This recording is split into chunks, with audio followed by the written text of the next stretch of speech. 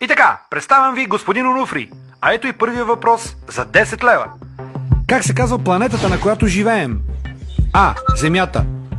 Б. Марс. С. Слънцето. Или Д. Николай. Преди да дам къвто и да е коментар, искам 50 на 50. Да не би този въпрос да ви затруднява? Не, разбира се. Просто за всеки случай. Както решиш. Добре тогава. Нека компютъра се включи сега. Значи остават Земята и Николай. Кое е вярното? Като се замисля, като че ли чух нещо тия дни по новините. Нещо свързано с Николай. Дай да не рискуваме. Ще искам помощ от публиката. Но искам преди това да помоля нещо. Моля ви, който не знае отговора, да фиксира отговор А, Земята. Чакай, нещо не сващам логиката ти. Много е просто. При този жокер винаги има процент хора, които не знаят отговора, но са задължени да изберат някой. В случаят те ще натиснат отговора, който съм ги помолил. Така знаещите ще се отбележат правилния, а не знаещите отговорът посочен от мен.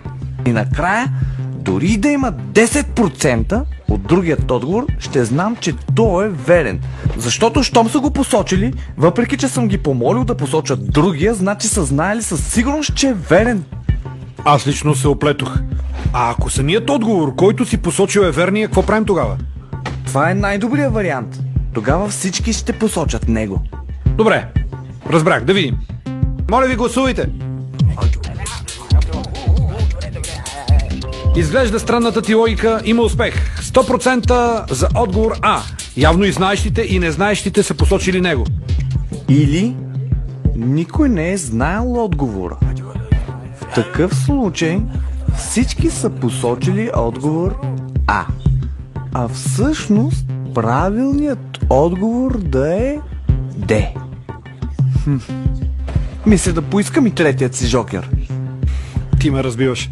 На кой да звънем? На моят много добър приятел Марио Техното.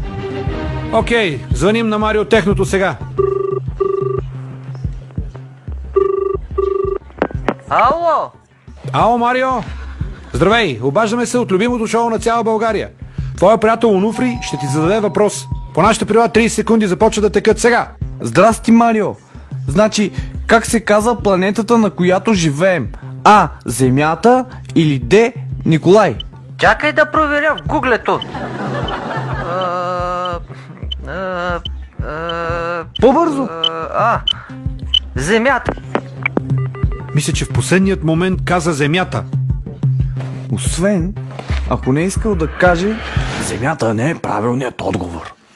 И така, нямаш повече жокери. Какво е окончателното ти решение? Какво ще избереш? Отказвам се. Но това ти е първият въпрос. Дори да не познаеш, не губиш нищо.